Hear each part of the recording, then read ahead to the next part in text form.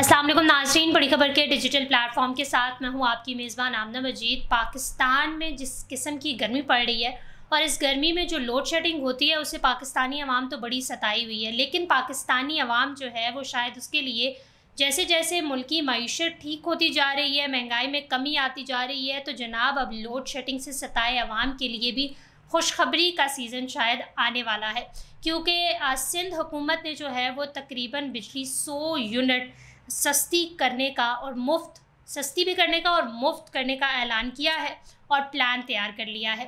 बदतरीन load shedding की वजह से जहां पूरे मुल्क की आवाम जो है वो शदीद गुस्से का शिकार है। ज़ाहिर है, एक तो गर्मी की शिद्दत बहुत ज़्यादा होती है, फिर ऊपर से अगर लाइट चली जाए, बदतरीन लोड शेडिंग हो, तो फिर उससे जो आवाम सताती है और जो बददुआएँ निकलती हैं, शायद ही जो है वो अगर कोई हमारे ओहदेदार या हमारे कोई हुकूमत इस किस्म की चीज़ सुन ले तो शायद वो जो है वो दोबारा वो हरकत ना कर पाएँ। क्योंकि ज़ाहिर है, जब आप एक क्या कहते हैं कौम को ना डिप्राइव कर देंगे तो फिर वो अच्छी बात तो बोलने से रही।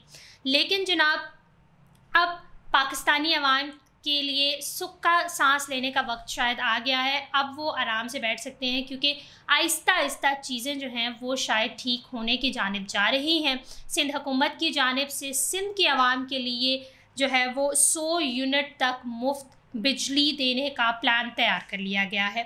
वज़ीर तवानाई सिंध नासिर हुसैन शाह ने मीडिया से गुफ्तगू में कहा कि 100 यूनिट तक के सार्फिन को मुफ्त बिजली देने का प्लान तैयार हो गया है, जिसके तहत पहले मरहले में सोलर पार्क और मई गर्ड स्टेशन में आवाम को 100 यूनिट मुफ्त बिजली फराहम की जाएगी। उन्होंने बताया कि सिंध बजट में सोलर एनर्जी के लिए इब्तदाई तौर पर 5 अरब रुपए मुख्तस किए गए हैं। बजट में सोलर पैनल की इंतहाई रियायती कीमत पर भी बातचीत की जा रही है और इस हवाले से भी स्कीम लाने की कोशिशें की जा रही हैं।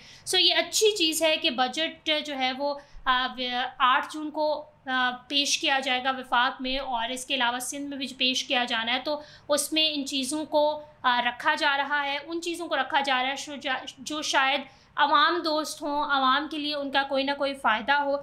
और इसी तरह उन्होंने बताया कि सिंध में 5 लाख ऐसे घर हैं जहां सिरे से बिजली की सहूलत मौजूद ही नहीं है। कराची समेत सिंध में सोलर पार्क और मिनी गर्ड स्टेशन लगाए जाएंगे।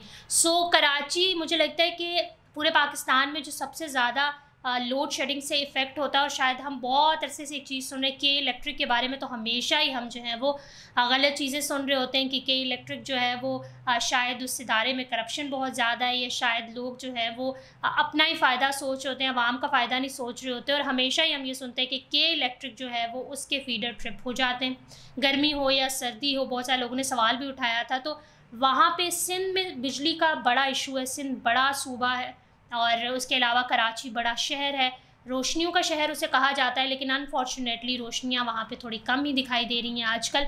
लेकिन ये बहुत अच्छी चीज़ हो गई है कि सिंध हुकूमत को ख़याल आया कि उन्होंने इस जो मामला है, ये जो इशू है, मुद्दा है, इसको उठाया और इसको जो है वो अब एक नेशनल लेवल पर जो है वो इस पर बातचीत हो रही है। और इन मसाइल को हल करने के लिए सिंध हुकूमत के इक़दामात को सराहना भी चाहिए, और इस किस्म के इक़दाम की जो है ना वो फ़ौर ज़रूरत है, ताकि इस पर अमली काम किया जाए। ये जो तमाम बता रहे हैं कि ये प्लान्स तैयार किए जा रहे हैं सोलर पैनल के, इसके अलावा गर्ड स्टेशंस के, ये वो चीज़ें हैं जिससे बिजली के मसाइल जो हैं वो हल हो सकते हैं। और कराची में जिस किस्म की गर्मी पड़ती है, और उस गर्मी में अगर आप लाइट का इशू हो जाएगा तो फिर उस आवाम, मैं कहती हूँ, उससे बढ़कर उनके लिए कोई अजियत नहीं होगी कि शदीद गर्मी के मौसम में उन्हें सुकून का सांस भी ना हो, लाइट भी ना हो।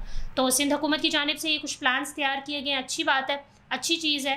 अगर ये फ़ौर इन पर अमल किया जाए तो ये मसाइल जो है वो ख़त्म हो सकते हैं, और इन मसाइल के ख़ात्मे की वजह से आवाम जो है वो सुख का सांस ले सकती है। सिंध हुकूमत के इस मामले को, इस प्लान को आप किस तरह देखते हैं? कमेंट सेक्शन में अपनी राय का इजहार ज़रूर कीजिएगा।